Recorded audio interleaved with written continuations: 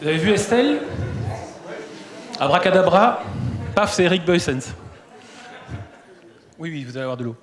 Abracadabra, c'est Eric Boysens, et donc c'est magique, le direct.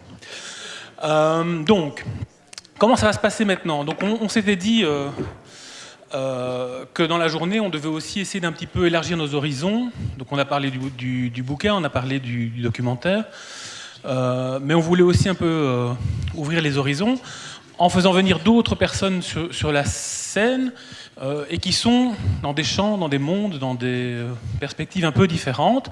On a parlé des syndicats ce matin, il y en a, puisque Eric Boysens, il travaille à la FGTB, il est directeur politique. J'insiste sur le mot politique parce qu'on en a parlé ce matin aussi, donc c'est pas mal qu'on ait un directeur politique. On a Farah Ismaili qui est directrice de la FESEFA, qui est la Fédération des employeurs du secteur de l'éducation et de la formation des adultes, qui grosso modo travaille sur le champ de l'éducation permanente, le champ de l'insertion socio-professionnelle, mais aussi au niveau de la FESEFA, à l'occasion du 40e anniversaire, il y a un bouquin qui a été 30e 30e anniversaire, j'y étais. A sorti un bouquin aussi sur la question des libertés associatives, et donc la FESEFA en tant que fédération à la fois patronale mais aussi sectorielle d'éducation permanente a une emprise, ou en tout cas une envie de travailler sur la question associative en tant que telle, et donc c'est à ce titre-là qu'on voulait que Farah soit là présente aussi. On a Khalil Nejar qui est de Carrefour des Cultures, on a déjà parlé depuis ce matin de Carrefour des Cultures parce que c'est à la fois un partenaire du collectif 21 et qu'il s'est aussi inquiété du fait associatif à sa manière du côté de Namur, et que donc on trouvait intéressant d'avoir aussi une autre perspective au départ de Carrefour des Cultures. Et puis on a amené un sociologue français.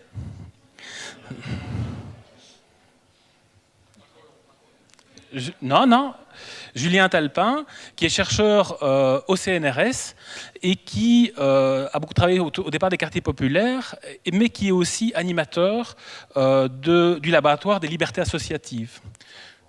L'Observatoire des libertés associatives ? C'est moi le coupable. Donc voilà. S'il faut punir quelqu'un, ce sera moi. Voilà. Et donc, quand on a composé ce plateau, aujourd'hui, l'idée pour nous, c'était de poursuivre des questions qu'on a déjà entamées, c'est vrai, mais de rapport à l'État, d'autonomie, de marchandisation, et essayer d'identifier un peu les nouveaux défis, les sillons qui seraient en train de se creuser pour le fait associatif aujourd'hui, en se disant, mais finalement, à quoi est-ce qu'on risque d'être confronté et à quoi on doit quelque part se préparer pour trouver des réponses adéquates et pour agir demain avec peut-être l'audace dont on a parlé à certains moments, avec la créativité dont on aurait besoin, mais pour aussi sortir d'une forme de fatalisme ou d'une forme de chien battu qu'on a joué à certains moments, me semble-t-il, et aujourd'hui encore, et peut-être nous prémunir de ces saloperies de rapports d'activité qui sont vraiment des horreurs sans nom. Et j'envoie plein de cœur à Patricia qui contrôle le mien. Alors, pour inverser un peu les choses dans ce moment-ci, et pour mettre un peu nos invités qui sont sur scène à l'aise, on proposait que ce soit vous qui preniez la parole en premier, donc le public, et qui, sur la question de tiens, quel défi, quel sillon, quelles évolutions possibles, on vous propose de formuler d'abord au sein du public des questions, et donc il y a de nouveau des micros qui vont circuler dans le public pour que vous puissiez le faire, de manière à ce que les interventions qu'ils et elles ont préparées soient nécessairement colorées de vos préoccupations intimes, dans votre chair maintenant, cet après-midi. Donc ils ne vont rien dire pour commencer, c'est vous qui allez parler pour commencer. Ça va ? Et donc, tant que vous ne parlez pas, donc on peut se dire qu'on va ramasser 6, 7, 8 questions comme ça, en disant, tiens, sur ce qui vous titille, sur l'avenir, sur ce qui vous préoccupe, à quelle réponse vous voudriez que ces gens-là vous offrent, tout en disant qu'on n'est pas à 100% de résultats garantis. Hein. Ce sera une part, mais en tout cas une part au départ de leurs expériences.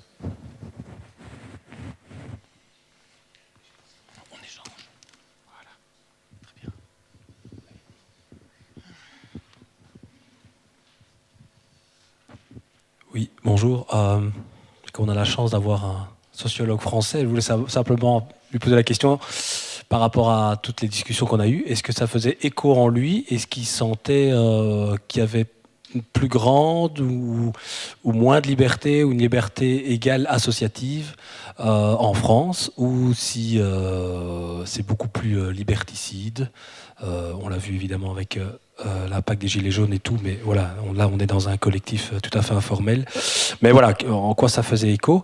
Et je voulais demander à tout le monde quel était votre point de vue du côté néerlandophone. Où sont les néerlandophones, une fois de plus, nom de Dieu?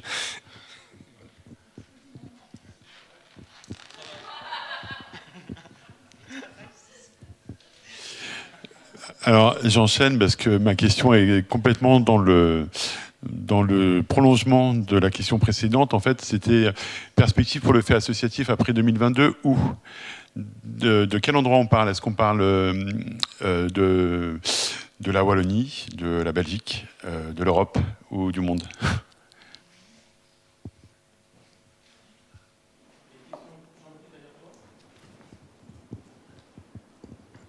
Merci. Moi, je voudrais très concrètement, à partir de vos expériences, savoir comment est-ce qu'on agit une action politique là où on se trouve, sans se dire avant c'était mieux ou on attend les lendemains qui chantent. Enfin voilà. Comment est-ce que vous agissez le fait associatif dans sa dimension politique là où vous vous trouvez?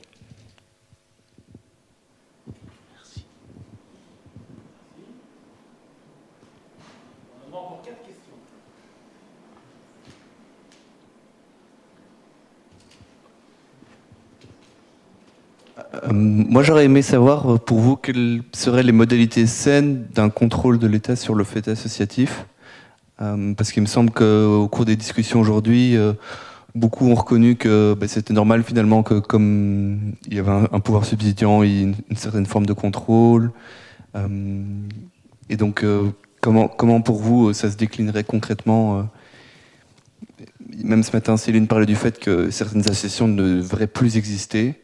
Ce qui fait qu'il y aurait quand même une sorte de pouvoir qui devrait mettre le haut là. Et donc, ouais, voilà, je m'interroge sur vraiment concrètement comment ça se décline. Merci.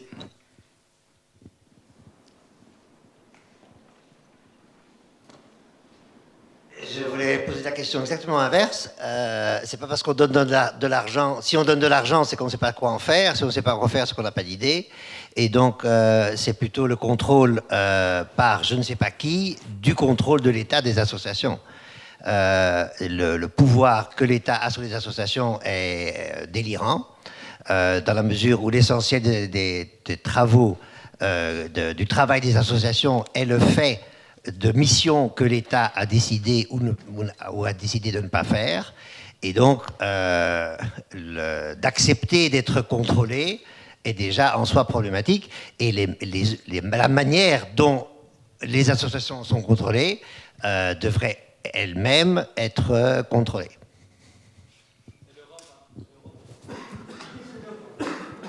Merci. Encore une autre question? Il y a Alain. Je vais essayer d'être dialectique. Donc moi, je me demandais, mais avant les deux questions précédentes, qu'est-ce qu'on peut imaginer comme moyen comme méthode d'évaluation de l'impact de l'action des associations, mais pas dans une perspective de contrôle, mais d'évaluation. Enfin voilà. Merci. Ok, on a encore 3 questions devant. Ça chauffe, hein? Ça y est. Oui, il fallait que ça se lance, mais c'est lancé. Oui, puisqu'on a la chance d'avoir un de nos amis français, ma question c'est quel avenir pour le secteur associatif européen?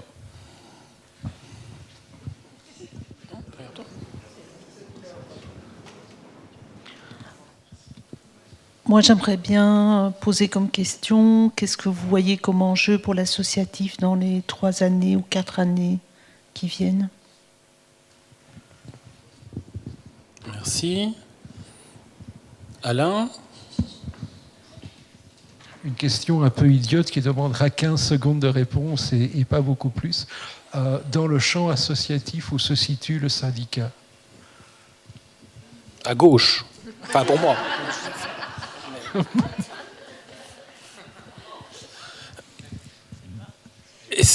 qu'il y avait encore d'autres questions? Ou bien on estime qu'on vous en a fourni assez?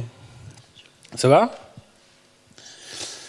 La règle dans le timing dans lequel on est maintenant, c'est de se dire que vous disposez chacune d'environ 10 minutes. Et je vais essayer de garantir cela. A priori, je nous étais donné un ordre de prise de parole comme ça. Si tu veux dire plus que ce que je n'ai dit, puisqu'on ne s'était pas présenté avant, je te propose peut-être de le faire quand même, pour te situer, si on ne te connaît pas. Et peut-être tu peux y aller. Ça fonctionne? Oui. Oui. Voilà. Oui, enfin, beaucoup d'entre vous, on se connaît, donc j'ai notamment travaillé dans l'associatif et depuis plus de 15 ans, je dirige les services de la FGTB Bruxelles. Et je suis moi-même administrateur, président d'associations. Plusieurs collègues sont ici, comme Lire et Écrire, le CIRE. D'ailleurs, à 6 heures, je dois partir parce que j'ai un CA exceptionnel du CIRE sur l'Ukraine. Ce qui est peut-être déjà une manière de répondre à la question. Alors, la question du syndicat, elle est un peu assez vaste, camarade. Parce que, d'abord, est-ce qu'on parle du non-marchand? Est-ce qu'on parle de l'associatif? Je ferai déjà la différence entre ce qu'on appelle le non-marchand, c'est-à-dire un secteur d'activité qui produit de la valeur, pas marchande, par définition, mais qui produit quand même de la valeur, je ne vais pas devoir vous convaincre longtemps, et dans lequel il y a les relations de travail salariées, et donc il y a des syndicats, bien heureusement. Et même comme président d'une grosse association avec 330 travailleurs, voilà, je suis employeur. Là, je suis employeur, j'essaye de l'être bien, mais je suis un employeur et je dialogue avec les représentants des travailleurs, le cas échéant. Donc, ça, c'est une chose. L'autre chose, c'est plutôt ça que j'avais envie de discuter aujourd'hui. Enfin, moi, je veux bien qu'on discute de l'évolution des relations sociales dans le secteur non marchand, mais c'est plutôt le fait associatif qui nous intéresse, je pense, aujourd'hui. Le militantisme, le fait associatif, la FGTB, le syndicat, c'est déjà une association de fait. Donc, d'ailleurs, on est aussi liés à la loi de 21. Donc, c'est la loi de 21 qui nous fonde dans notre statut. Et nous avons des associations aussi, des ASBL, parce qu'on ne va pas vous cacher, on est subventionné pour mener des politiques sociales. Il n'y a pas de raison qu'on n'y soit pas. Donc, la question, c'est les alliances stratégiques. C'est comment agir ensemble, comment comprendre d'abord comprendre les choses, les faits sociaux. Chacun a son prisme. Nous, on a le prisme. Nous, on a énormément de militants, on a énormément de membres, mais on est surtout sur un prisme travail. On ne va pas faire une démonstration. Donc, on essaye d'être présent dans la ville, dans les quartiers. Donc, moi, je parle à partir de la FGTB Bruxelles. Donc, je parlais de ce que je connais, de ce que je pratique depuis toujours. C'est le développement social à Bruxelles. Et donc, voilà, on a un prisme, mais on n'a pas le seul prisme. Moi, quand je vais au CIRE, je vais plus pour apprendre, me faire interpeller, me faire un peu secouer aussi, pour tout ce qu'on ne fait pas ou tout ce qu'on ne fait pas bien. Et puis voir ce qu'on peut apporter. Donc ça c'est les stratégies, les alliances stratégiques, comprendre, agir, et aussi, et je terminerai peut-être par là, enfin je ne sais pas si je dois répondre à tous, sinon on va partir 2 heures, mais c'est aussi convaincre. Donc moi je prendrai un exemple qui pour moi est une expérience que j'ai menée sous le gouvernement précédent, le fameux gouvernement Michel, c'est la campagne Tam Tam. Et donc voilà un exemple d'une alliance stratégique entre des grosses associations en matière de santé, des gros syndicats, des mutuelles, mais aussi des associations informelles comme la ADES qui était d'un dynamisme et des jeunes qui étaient plutôt jeunes, on était plutôt les vieux, avec nos institutions et nos lourdeurs, qui nous ont amenés à faire une grande campagne. Je pense que modestement on a contribué à ce qu'en tout cas le gouvernement Michel, il n'y en ait pas une numéro 2. En tout cas, on a atteint des objectifs du côté francophone. On ne les a pas atteints du côté néerlandophone, ça c'est l'autre question, la première question, et où sont les néerlandophones? Évidemment, le fait associatif en Flandre est tout aussi vivifiant, il est aussi dynamique, mais il est dans un contexte politique quand même un peu moins confortable que le nôtre. Du côté francophone, on est quand même, que ce soit à Bruxelles, en Wallonie ou en Fédération, on est quand même dans des majorités centristes, un peu de gauche, on aurait aimé qu'elles soient beaucoup plus, mais pas dans des alliances de droite dure, comme on l'a connu avec la NVA et le Parti libéral. Voilà. L'autre question, mais là je vais laisser continuer, la question de l'État, je veux dire, ça c'est vraiment. Moi j'avais noté 3 choses. la question de l'État. On a beaucoup travaillé à un moment donné sur l'État social actif, ensemble. C'est pas fini, hein, donc je ne vais pas vous dire, c'est pas fini. Et donc pourtant, c'est des questions qui continuent. Le rôle de l'État, il va y avoir une réforme encore de l'État, peut-être, sans doute.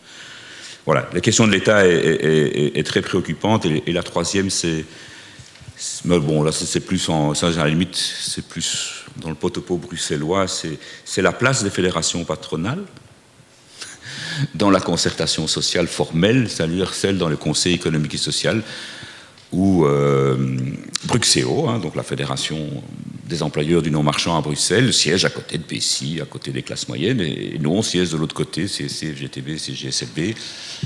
Je pense qu'il faut trouver le moyen de trianguler autrement, parce que, voilà, d'accord, enfin, c'est votre place, c'est clair, mais il y a des tas de questions, des alliances à faire, d'autres modes d'alliance que patron comme syndicat, même si je suis un adepte du paritarisme pur et dur. Mais alors il y a des choses qui s'innovent à Bruxelles, mais on verra bien, cette fameuse plateforme du non-marchand. Mais là, on bascule plutôt dans la question du non-marchand.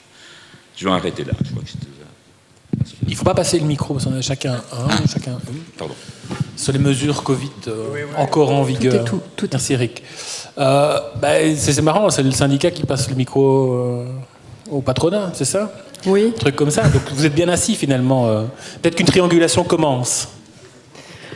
Mais elles sont toutes intéressantes, hein. Les questions qui ont été posées, elles m'interpellent toutes. Ce que je voudrais dire d'abord, c'est de préciser qu'effectivement on est une fédération, alors j'insiste, pas patronale, on n'est pas des patrons, en tout cas dans les secteurs que je représente, mais des employeurs. J'aime beaucoup que l'on rappelle que nous sommes aussi des employeurs, conscients aussi de l'action associative, l'action avec du sens qu'ils mènent avec les travailleurs, avec leurs équipes.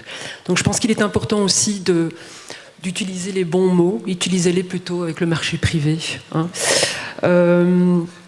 Donc voilà, effectivement, moi je dirige une fédération d'employeurs, employeurs, parce qu'il y a aussi des femmes. Par rapport aux alliances et par rapport à la place des organisations syndicales dans le champ associatif, des alliances, il y en a sur le terrain avec les associations que je représente, hein, notamment ceux du secteur de l'éducation permanente, des centres d'intégration et de la formation des adultes. On s'est retrouvés dans la rue quand il s'agissait de dénoncer la réforme du dispositif APE. On se retrouve aussi parfois de manière informelle, même si effectivement, quand la discussion se fait de manière plus formelle, dans des instances plus formelles, où on est deux bancs séparés, mais de manière informelle, on se contacte et on dit attention, le congé éducation payée, il y a une congé éducation payée, oui, il y a une réforme qui se discute dans les cabinets, et donc il y a des contacts informels qui sont prises entre les partenaires sociaux. Donc c'est des choses qu'il faut savoir. On essaye effectivement, on n'est pas toujours d'accord sur ce qu'il y a lieu de négocier, de défendre, mais pas tellement parce que les employeurs seraient contre le progrès social, c'est tout simplement parce que les employeurs n'ont pas souvent les moyens de rencontrer les demandes des organisations syndicales. Et je pense que là, ça fait toute la différence entre des secteurs qui vivent de subventions, de financement public, et les secteurs marchands qui, eux, font du profit, des bénéfices, ont des actionnaires, etc. Donc on est véritablement sur deux champs différents, mais des alliances, il en existe, du formel et de l'informel. Alors, très bonne question, Samira. C'est la question en fait que tout le monde se pose aujourd'hui. C'est concrètement comment est-ce qu'on peut avoir un impact politique non seulement sur les questions générales de société, mais aussi sur les questions qui nous intéressent aujourd'hui, à savoir le fait associatif, comment le revaloriser, le remettre à l'honneur, comment redéfendre les valeurs et les fondamentaux du fait associatif. C'est super compliqué et je pense que tu le sais parce qu'on travaille ensemble effectivement au niveau d'un groupe du collectif 21 et on se rend compte combien... Alors, on a rappelé ce matin combien les équipes, combien parfois les responsables d'associations avaient oublié l'histoire du fait associatif, mais il faut vous rendre compte aussi combien le politique lui-même ne sait même plus de quoi on parle. Et c'est affreux, c'est affreux. Nous, on arrive en pensant que on n'aura plus rien à définir, on n'aura plus rien à préciser, qu'on rentrera tout de suite dans le champ des discussions et de la négociation. Et puis on se retrouve à devoir expliquer ce que c'est que la charte associative, par exemple, avec des responsables politiques nouveaux qui n'en ont jamais entendu parler. Ou alors, s'ils en ont entendu parler, c'est des personnes qui viennent de nos secteurs, du secteur associatif, et qui sont devenus des députés, des responsables politiques. Mais on peut les compter sur les 5 doigts de la main. Et ça ne représente que des individualités, ça ne représente aucunement des partis politiques.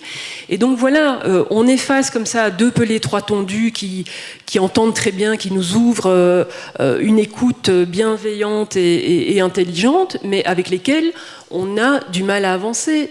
Toute la difficulté est de pouvoir remettre à l'agenda politique, prioritairement peut-être en communauté française et en COCOF, la question du fait associatif, la question effectivement des enjeux et des conséquences du Code des sociétés et des associations, tous ces enjeux qui ont traversé les débats de ce matin. Il est très difficile de mettre ça à l'agenda politique, d'autant qu'on vient de traverser une crise sanitaire, et ce n'est absolument pas du tout l'urgence du politique aujourd'hui. Et donc la question est de se dire, effectivement, on est des forces de proposition, comme l'a dit Céline ce matin. Je tiens quand même à préciser, à amener un témoignage quand même assez positif durant cette crise, quelles que soient les choses difficiles que l'on a traversées, notamment avec le CST, etc., et avec même tout le débat qui nous a inquiétés sur est-ce qu'on passerait éventuellement à la vaccination obligatoire, etc., on a travaillé en très bonne intelligence avec l'administration et avec les cabinets, en tout cas ceux qui concernent mes secteurs. On a créé des espaces de discussion.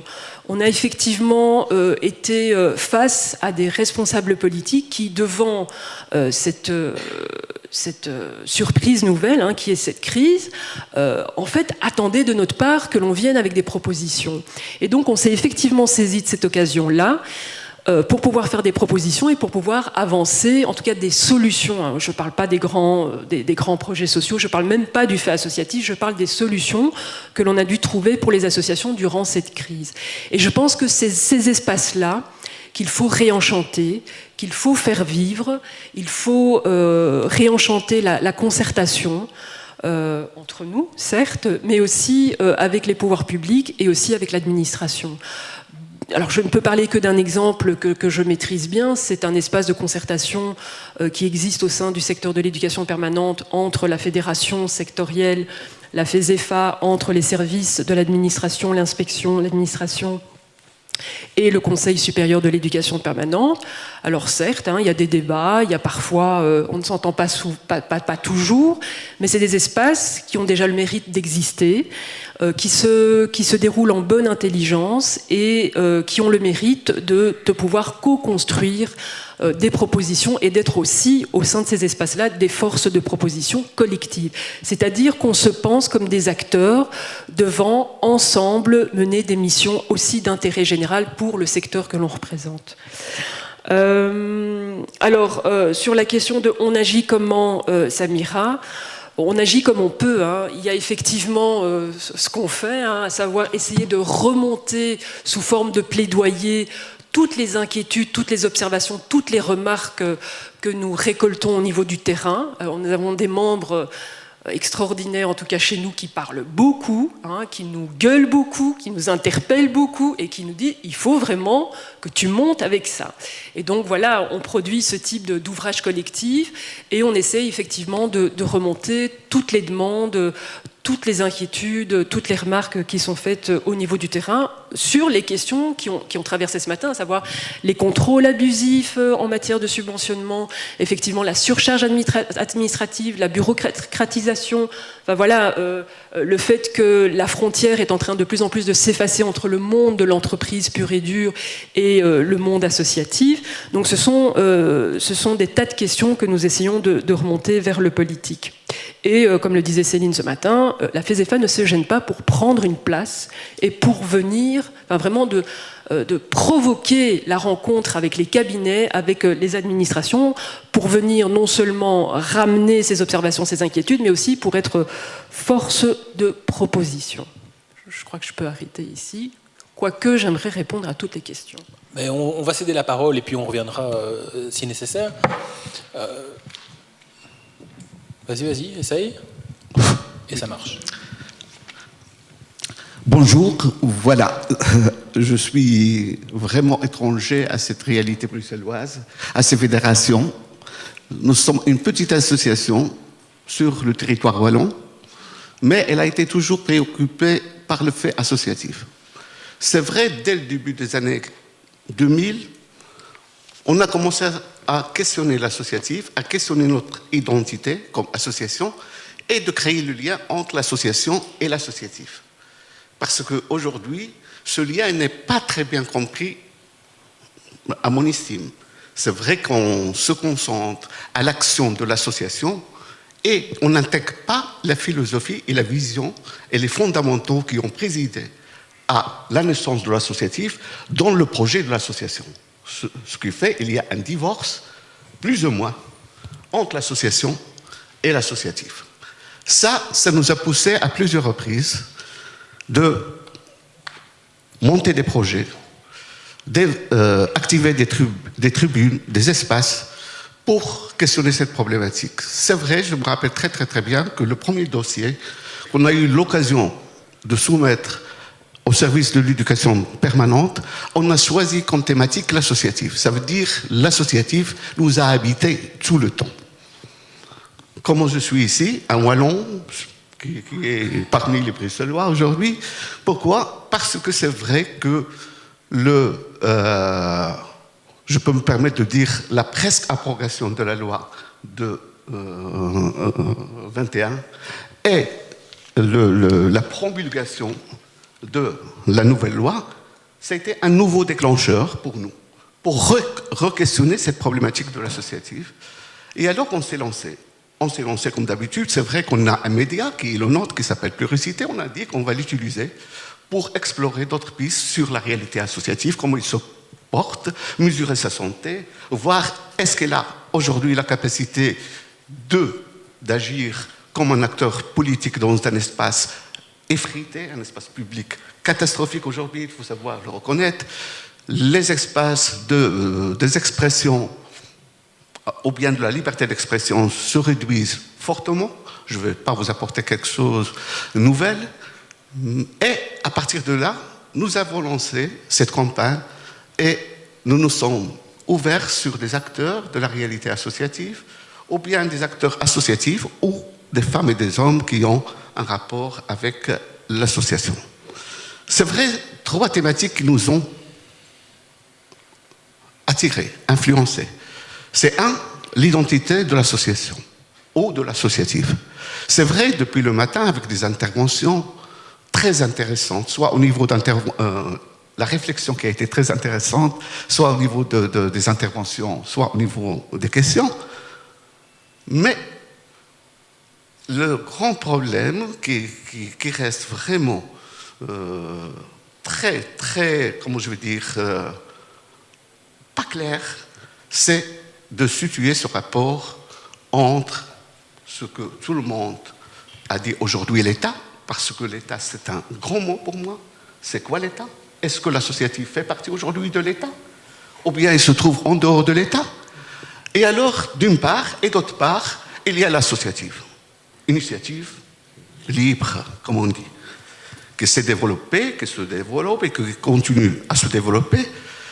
Et c'est pour ça, pour ne pas m'égarer, parce que c'est vrai que j'ai passé une journée très agréable entre ces interventions, et alors, toujours inspiré, et je vais le dire à des personnes les plus âgées dans cette salle, c'est qu'il y avait une maison d'édition, Maspero, et elle avait un slogan très clair. Tous les problèmes de société sont des problèmes politiques, et tous les problèmes politiques sont des problèmes de société.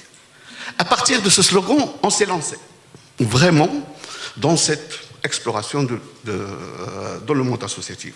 3 thématiques, je n'ai pas perdu encore le fil, 3 thématiques. Il y a l'identité de l'associatif, parce qu'on doit être d'accord ensemble que l'associatif aujourd'hui peine pour essayer de dessiner les contours de cette identité. C'est une réalité. La deuxième chose, c'est quoi? on s'est dit, alors, si on a cette identité, qu'est-ce qu'on va faire? On doit créer des espaces de concertation, de synergie pour renforcer cette associative, donner à cette identité la possibilité de se matérialiser, de confronter la réalité de terrain, mais aussi la réalité de ce qui domine l'espace public. Et troisième thématique, ça a été quoi? La professionnalisation et c'est quoi, Alain? La professionnalisation et l'engagement. Voilà, ça a été la troisième thématique. Alors, c'est ainsi qu'on s'est ouvert. On a rencontré 40 personnes. Je crois qu'on a IDT Jean-Marie 3 pluricités. 3. Le 4e, il va sortir demain. Toujours autour de l'associatif. Et alors, on s'est dit, alors on doit élargir la réflexion par une enquête beaucoup plus large. Cette enquête a été lancée depuis le mois d'août, je crois, ou le mois de juillet. Et c'est à ce moment-là que, par hasard, on est tombé sur Collectif 21. Et à partir de là, on a fait une réflexion collective, voilà, et on s'est mis d'accord pour lancer cette deuxième étape, à savoir l'enquête élargie, qui s'est ouverte à partir du mois d'août. À partir à l'heure d'aujourd'hui, je peux dire, elle est en phase de finalisation parce qu'elle est déjà traitée et les résultats seront communiqués lors de la journée du 24 qui a été proposée aujourd'hui gentiment par tous les partenaires et elle aura lieu à Namur. Et puis, on s'est dit, après cette rencontre, on va croiser les regards qui ont été au départ individuels et individualisés à une réflexion collective. Qu'est-ce qu'on va faire avec les conclusions de ces regards? On s'est dit qu'on va essayer de penser ensemble un cadre pour un plaidoyer. Et on s'est donné, depuis le mercredi dernier, on s'est donné un délai, à savoir l'échéance électorale, pour dire aussi que l'associatif a droit de faire une campagne électorale et surtout qu'elle est libre de la faire parce qu'elle n'est pas intéressée par les sièges. Elle est intéressée par la cause qui met en avant. Alors c'est ça ce qu'on a essayé de faire à Carrefour des Cultures pour l'associatif pour l'instant. C'est vrai que cette expérience nous a donner la possibilité de faire une belle respiration, de tisser les liens, de commencer à s'interroger sur cette problématique. Mais il faut dire, si je reviens au sujet qui a été fort développé ce matin et cet après-midi, à savoir ce rapport entre l'associatif et la chose et l'État, moi je dirais ce rapport, je le qualifie de complicité et de méfiance. Une complicité qui n'arrive pas à donner une visibilité à l'extérieur et qui se traduit à la fin par une méfiance. Je ne crois pas qu'on a un problème avec l'associatif, on n'a pas de problème avec l'administration. Je crois au départ, celui qui fait partie de l'association, c'est un citoyen, et celui qui fait partie aujourd'hui de l'administration, c'est un citoyen. Alors l'engagement qu'il a pour son travail, soit dans une administration, soit dans un cabinet, c'est presque le même que le travail que peut avoir l'association. Pourquoi? Parce qu'ils ont un tronc commun. Le tronc commun, c'est quoi? C'est l'intérêt général. Alors seulement, elle est cultivée par ce qu'on appelait aujourd'hui l'État à partir d'une vision d'un agent et matérialisée par l'associatif à partir d'un regard d'un acteur ayant une liberté subventionnée. Voilà. Alors ce qui fait, je ne crois pas qu'on se trouve dans un conflit, on se trouve dans des incompréhensions. Et tout à l'heure, on l'a vécu au sein de l'associatif parce que je ne crois pas, malgré que j'ai senti qu'il y a une intervention ou l'autre de services peut-être de l'éducation permanente ou bien de l'administration. Ce que je peux dire, c'est tout ce conflit, il est basé sur les incompréhensions. Pourquoi? Parce que pour le rapport, on n'a pas été d'accord tous, c'est quoi le rapport d'évaluation? Faut-il s'arrêter sur le rapport lui-même ou bien de dire comment rendre le rapport d'évaluation un outil précieux pour le développement et la continuité de projet.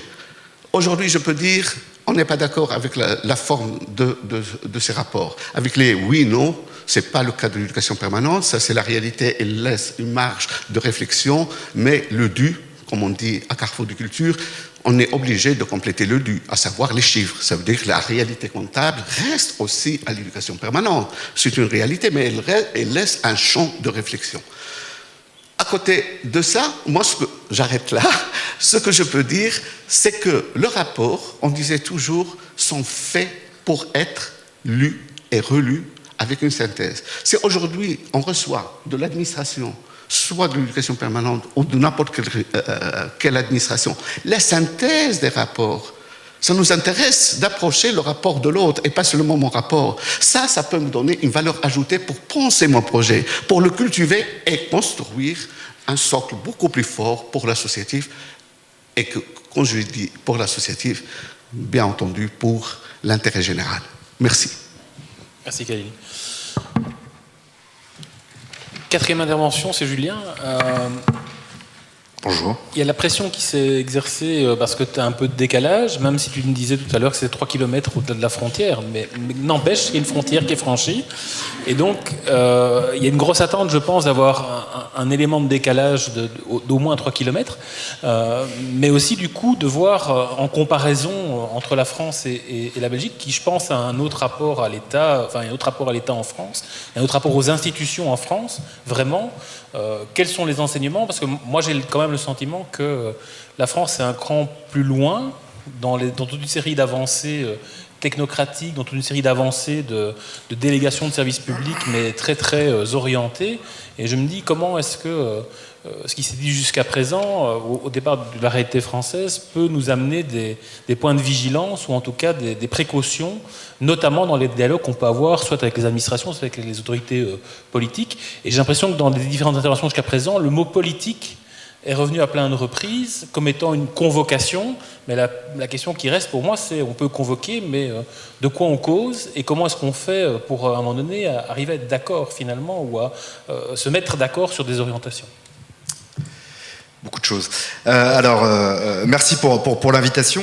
Je vais dire en préambule, donc je connais assez peu le monde associatif belge, donc j'espère ne pas dire trop de bêtises, mais en tout cas pour répondre à une des questions qui était déjà soulevée, tout ce qui est dit depuis tout à l'heure résonne fortement, moi, avec ce que je peux observer dans le contexte français.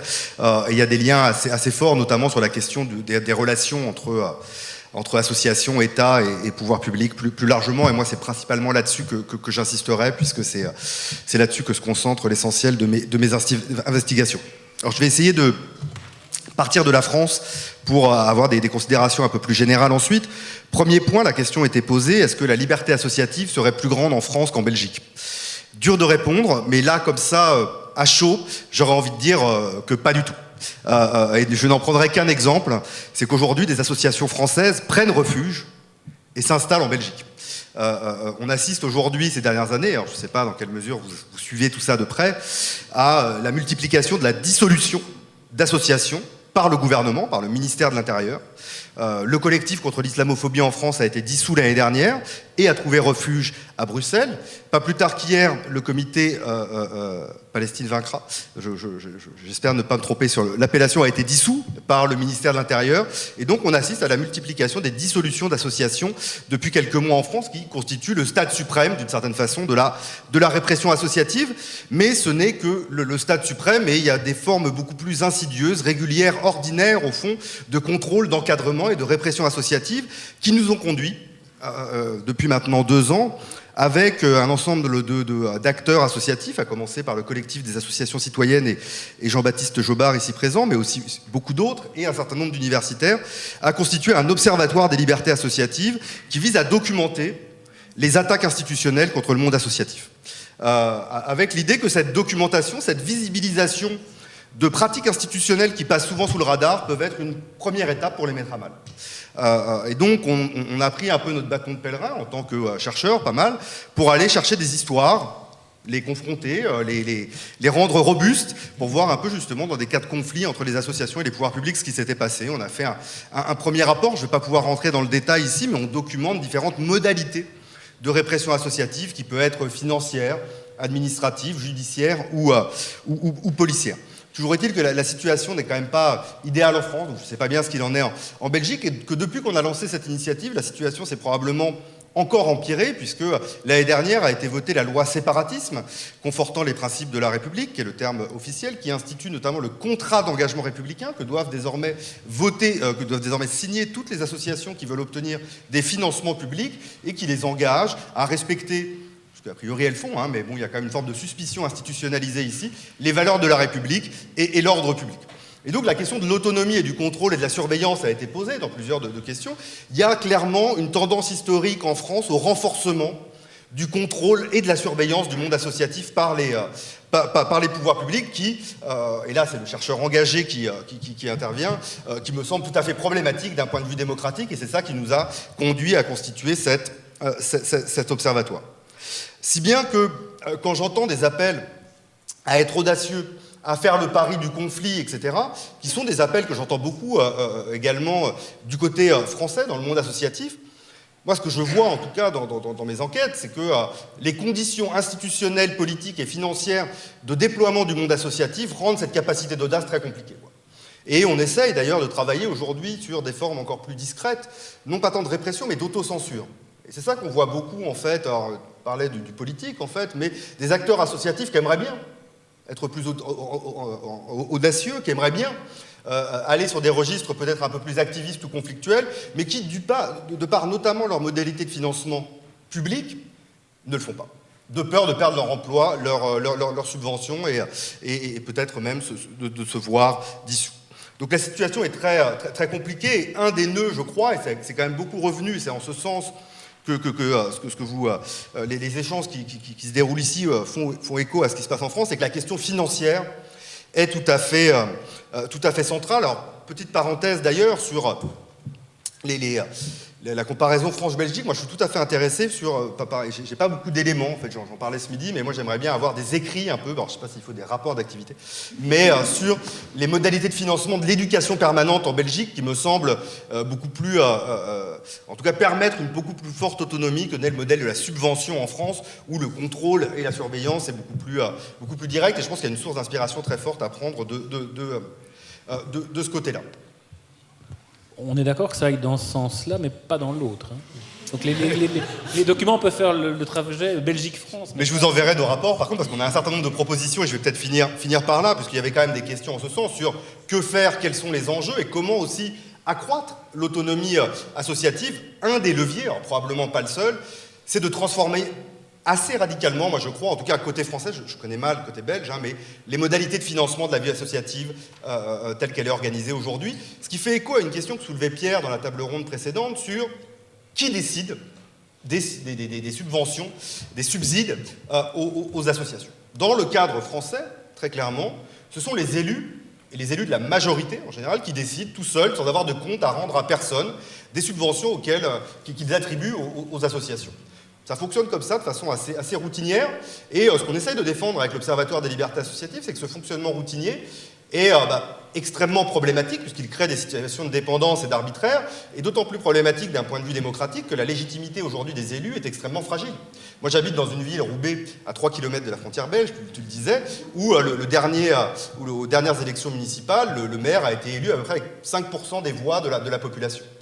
Quelle est la capacité du maire à décider seul des politiques publiques de la commune? Donc nous, une des propositions qu'on fait, c'est de pluraliser les espaces de décision des subsides, des subventions associatives, que les élus ne décident plus seuls de la façon dont sont attribués ces financements et qu'on puisse y retrouver des élus de l'opposition, par exemple, des représentants du monde associatif, des citoyens tirés au sort, et que la pluralisation des décideurs est une condition essentielle pour regagner des marges de manœuvre et de l'autonomie pour la société civile et le monde associatif plus largement. Donc voilà une des pistes, nous, qu'on essaye de défendre, et je ne vous cache pas qu'y compris à gauche, ces propositions-là ne rencontrent pas un écho délirant, si bien que, quand vous disiez à l'instant que le problème est souvent un problème d'incompréhension entre les associations et les pouvoirs publics, moi je pense que le mal est plus profond, en tout cas côté français, qu'il y a un problème de culture politique. Un problème de culture politique du côté des institutions et des élus, et y compris du côté des élus et des partis et des acteurs politiques de gauche, qui est que, au fond, ils pensent que quand ils gagnent les élections, ils peuvent gouverner tout seuls. Et moi, je pense que ce temps, il est révolu et que cette croyance-là, qui est profondément enracinée, elle fait beaucoup de mal. Et donc, il y a un enjeu, à mon avis, de transformation, et c'est pour ça que là, l'éloge du temps que faisait Pierre était probablement utile, c'est que je pense que ça prendra beaucoup de temps, mais de transformation de la culture politique, alors là, qui est très française, très jacobine, sur la centralité de l'élu, sur les vertus démocratiques de la critique, de l'interpellation et de la conflictualité qui émanent de la société civile. Et là, il y a un travail à faire. Alors là, je parle devant un parterre d'associatifs, donc j'imagine que vous en êtes convaincus, mais un des enjeux, moi je crois, c'est d'aller travailler auprès des institutions et des élus pour faire bouger un peu cette culture politique très centralisée et très autocratique, d'une certaine façon, qui caractérise, en tout cas du côté français, les relations association-pouvoir public. Un dernier mot pour faire peut-être un pas de côté et puis faire écho à certaines des questions sur les enjeux et puis sur aussi comment on fait pour agir ici et maintenant, parce que j'ai bien conscience que faire bouger les modalités de financement ou changer la culture politique des élus, c'est un chemin de longue haleine.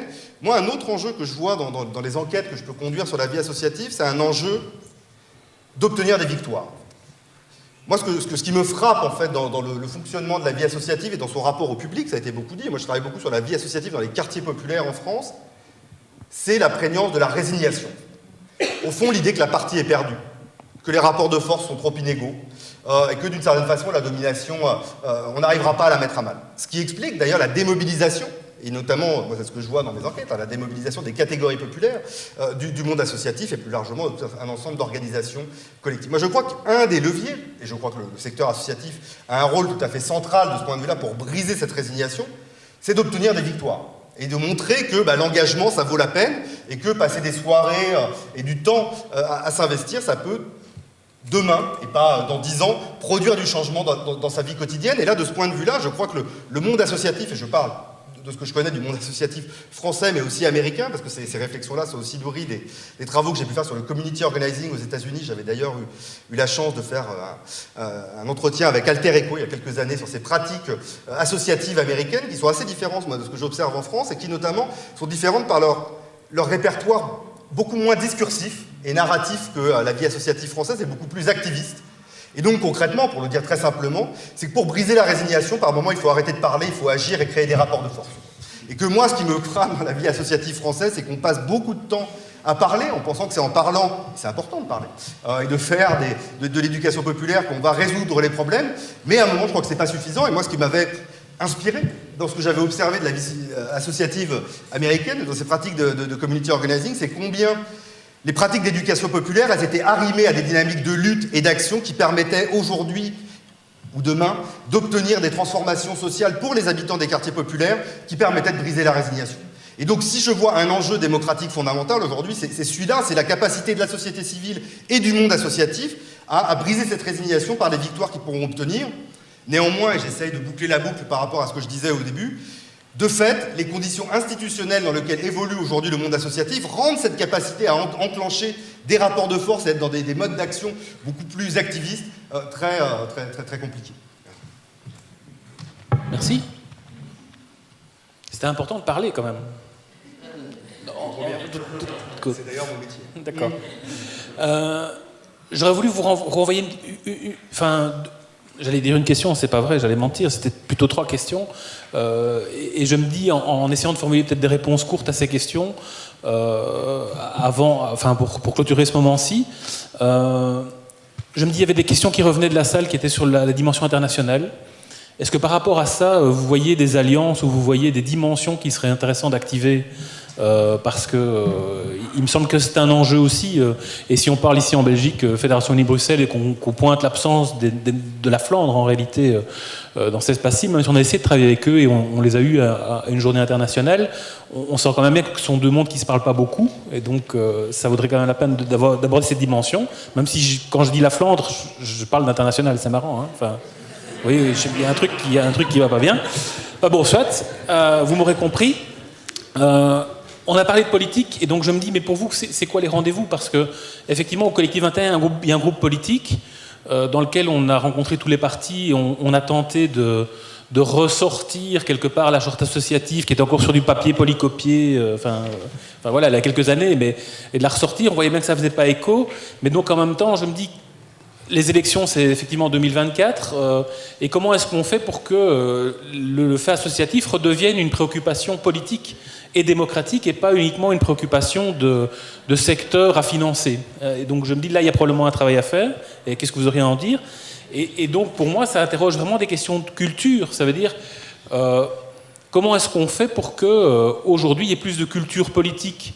Et quand je parle de culture politique, pour que l'association constitue un élément de démocratie nécessaire et revendiqué dans un État qui se veut effectivement participatif, associant un maximum de population, révélant des problèmes à toute une série d'endroits et pouvant les traiter avec l'appui des populations et pas uniquement par quelque chose de centralisé et qui serait surplombant. En résumé, l'international, mais parfois localisé dans les frontières belges, les rendez-vous et la question de culture. Peut-être qu'on reprend par chez toi, Eric, et qu'on revient jusqu'ici. Bon, pour l'international, en tout cas pour le rapport à la Flandre et à nos camarades flamands, ça je peux évidemment, c'est déterminant. Enfin, je veux dire, donc je parle du CIRE. Donc le CIRE, c'est la coordination d'accueil des migrants. Donc c'est toute la problématique de l'accueil des migrants en Belgique francophone. On est en train de mener, tout le monde le sait, il y a une campagne pour la régularisation des sans-papiers qui était quand même assez préoccupante et le contexte actuel rend les choses encore plus compliquées. On a lancé des campagnes in my name, des campagnes Belgium Too, enfin, et ça ne percole pas en Flandre. On n'arrive pas, et si on n'arrive pas à ce que ça bouge en Flandre, ça ne bougera pas en Belgique. Enfin, je veux dire, la Flandre est quand même majoritaire, plus que majoritaire dans ce pays, et imprègne quand même les politiques publiques. Donc voilà, donc ça c'est déterminant, syndicalement, associativement. Donc par exemple, on est obligé de mettre nos campagnes au ciré avec les mouvements, avec la CSC, le MOC et tout ça, et les associations de migrants. On est obligé de mettre un peu ça entre parenthèses parce que si on n'arrive pas à trouver le rendez-vous avec nos équivalents néerlandophones, ça ne fonctionnera pas. Et ça ne sert à rien. Enfin, on a cette conviction. Donc ça, c'est vraiment... Au niveau international, c'est la même chose. Moi, je ne suis pas déployé sur le champ international, mais c'est la même chose, tant syndicalement... Évidemment, enfin, on a beau parler d'une Europe sociale, il faut la faire, il faut pas la dire, ça c'est clair, il faut la faire et le chemin est très complexe. Maintenant, sur les rendez-vous politiques, moi j'en avais noté 3 qui sont effectivement à l'échéance électorale, même plus loin. Il y a l'urgence sociale. On est enfin voilà, je ne vais pas expliquer en quoi il y a une urgence sociale avec cette crise, cette pandémie qui va maintenant se prendre un travers encore plus dramatique avec le retour de la guerre, enfin, je veux dire, l'explosion des prix de l'énergie, l'arrêt de l'activité économique, enfin, donc voilà, on a des années sombres devant nous, hein, je veux dire, donc la crise sociale va être terrible. Donc là-dessus, il faut serrer les coudes. Effectivement, on ne va pas se retrouver entre patrons et syndicats, on va se retrouver entre progressistes, et on va essayer de faire le rapport de force. Ça t'est dit. La deuxième chose, c'est la question de l'État. La question de l'État dans toutes ses formes. Et on a notamment en Belgique, ça c'est un truc, le pot-au-pot belge, on nous parle d'une nouvelle réforme de l'État et de la fin de la fédération universelle. Je parlerai que de ça, la fin de la fédération universelle. No way, quoi, merde, excusez-moi. Mais si on veut préserver notre modèle d'éducation permanente, je suppose que je ne vais pas avoir de difficulté à te convaincre. Non, et c'est un des enjeux donc, qui justement va nous tomber dessus dans les ça, il ne faut surtout pas la sortir et la confier à la région wallonne. La région bruxelloise, elle va atterrir à la Cocoff, donc ça c'est la 14, c'est pas grave. Mais je veux dire, moi je le vois bien à lire et écrire, je regarde Sylvie, on a un débat très dur au sein de lire et écrire entre bruxellois et wallons, parce qu'à Bruxelles on a pris une option historique d'éducation populaire, même pas d'éducation permanente, mais d'éducation populaire. Et pour d'autres raisons bonnes, je n'ai pas nos collègues wallons sont partis dans l'insertion socio-professionnelle. C'est pas la même chose, quoi. Enfin bon, voilà, c'est un débat, donc je suis pas là, je prends ma casquette de bruxellois et voilà. Dernière chose, le fascisme. Alors, peut-être que du côté de la France, on ne le voit pas très, surtout de Roubaix, à mon avis, ça doit quand même se voir. Il y a quand même une exception belge francophone, qui est quand même extraordinaire. Moi, elle me frappe, elle me réconforte, mais elle m'inquiète parce que cette exception, c'est qu'il n'y a pas d'extrême droite en Belgique francophone. Alors oui, il y en a partout, autour. En Flandre, ça, terrible. En France et dans le nord de la France, c'est particulièrement préoccupant. En Allemagne, en Hollande. Et pour des raisons, notamment, j'en ai la grande conviction, c'est grâce à nous. Nous, c'est les syndicats et les associations. Le travail qui est fait d'encadrement populaire dans la société, les mutuelles, cette espèce de... Alors certains appellent les piliers, tout ça, oui, ça a des côtés parfois un peu chrétiens, socialistes, mais on dépasse ça. Et donc, mais il faut faire gaffe, parce qu'avec ce qui se passe maintenant, dans l'Europe, je ne sais pas très bien, enfin, on ne peut pas jurer de l'avenir. Et donc c'est un rendez-vous. Merci. C'est la blague du jour, le micro, hein, c'est pas la première fois. Farah. Je vais passer en revue les 4 points que tu as soulevés, Geoffroy. Donc, au niveau de l'international et plus précisément à l'interne de la Belgique. Alors, moi, je voudrais soulever quelque chose au niveau de l'international. C'est une info récente qui date de février 2022. A été adoptée par le Parlement européen une résolution, alors ça ne reste qu'une résolution avec des recommandations à l'adresse de la Commission européenne, donc il faudrait une directive pour que ça puisse s'imposer aux États membres, mais il y a une résolution qui demande à ce qu'il y ait une reconnaissance des associations transfrontalières et des organisations à but non lucratif. Donc là, je vois peut-être... une bonne nouvelle, si pour autant que cette démarche-là aboutisse, mais une bonne nouvelle sur le statut même de ce que l'on entend par ASBL, association sans but lucratif, organisation sans but lucratif, parce qu'aujourd'hui, en Europe, il n'y a pas de définition. Nous sommes tous des entreprises, et nous ne l'avons pas été à partir du CSA, nous l'avons été bien avant le CSA. Donc il ne faut pas se réveiller en se disant « Oh, on est une entreprise !» On l'a toujours été aux yeux de l'Europe, on est dans un marché commun. Et c'est ça le principe de l'Europe, c'est la concurrence. Et donc, voilà, il n'y a pas de surprise.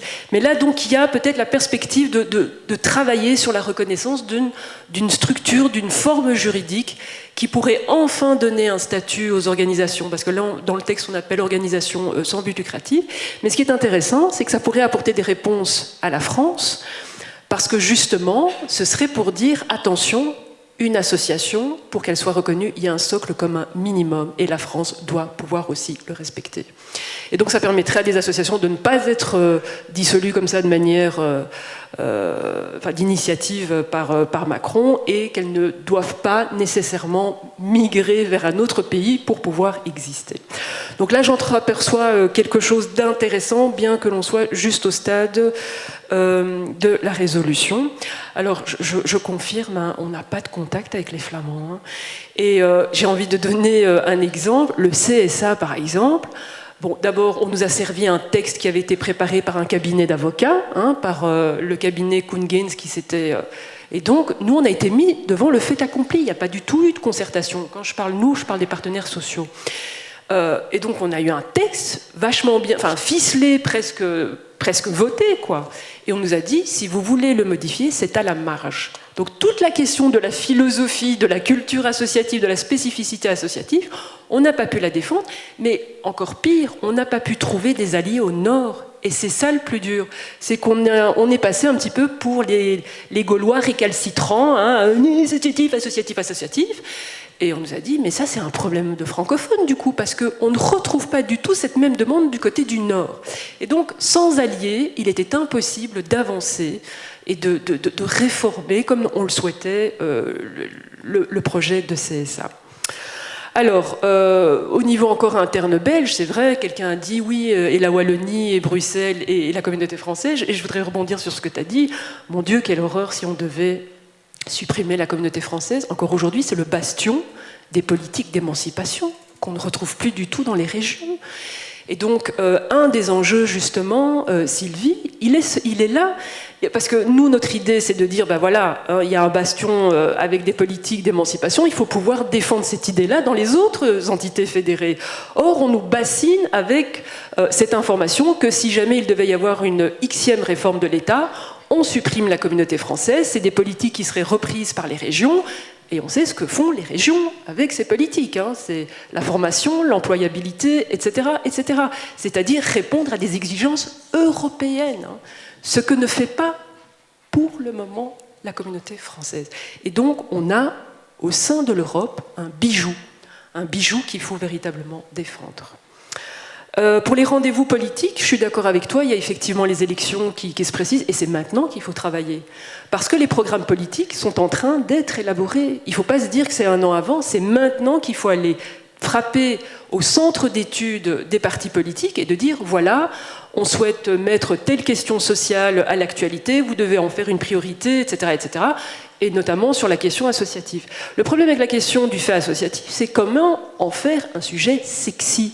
Par quelle porte en faire un sujet sexy? Il n'est pas sexy, ce dossier-là. D'autant plus dans le contexte sanitaire de crise que nous vivons aujourd'hui. Et donc, il faut trouver le sujet qui nous permettrait de remettre cet élément-là à l'agenda.